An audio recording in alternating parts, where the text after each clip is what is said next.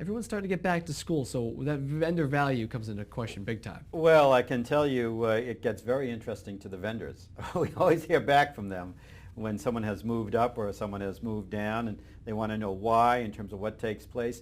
But also we'll hear from the readers also in terms of how do we go about judging, what is valuable in a vendor, who's moving up, who's moving down, and no one knows more about that than Guy Currier. Well, first, tell me a little vendor value study this time around. We talked something very similar just a few weeks ago. Tell me what it went into this one, Guy. Well, the vendor value study is a survey of IT executives around the country and in Canada that basically asks them to rate the vendors they work with, the major IT vendors they work with.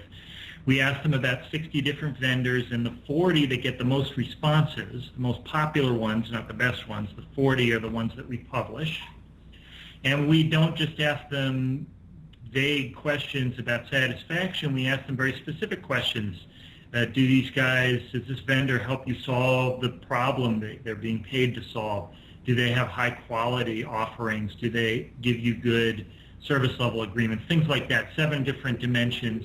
And those all go into a rating and the rankings. And then separately, we also ask the IT executives if they want to stay with the vendor.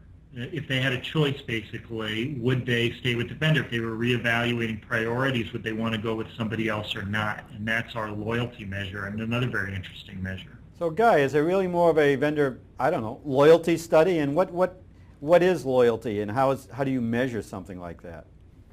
Well, you don't necessarily want to ask it directly. You don't want to say, would you stay loyal with this company, or do you plan to stay with this company? We all know about vendor lock-in, and people might stay with a company they're unhappy with. What we really want to do is ask them, if you were reevaluating your IT strategies and plans and reevaluating vendors, what would your preference be? Would you prefer to stay with this vendor or not? And usually you get a high percentage of people saying that they'll stay with a vendor, 90%, give or take. Past couple of years, we've even had 100% of respondents say for certain vendors they'd stay with the vendor. So once you're getting below, say, 80% loyalty by this measure, you're starting to get pretty low. Nobody ever goes below 50, but it's a relative term, what's high and what's low, and anything below 80 is really quite low for loyalty. That means 1 out of 4 people or more, 1 out of 5 people or more would really rather dump you as a vendor.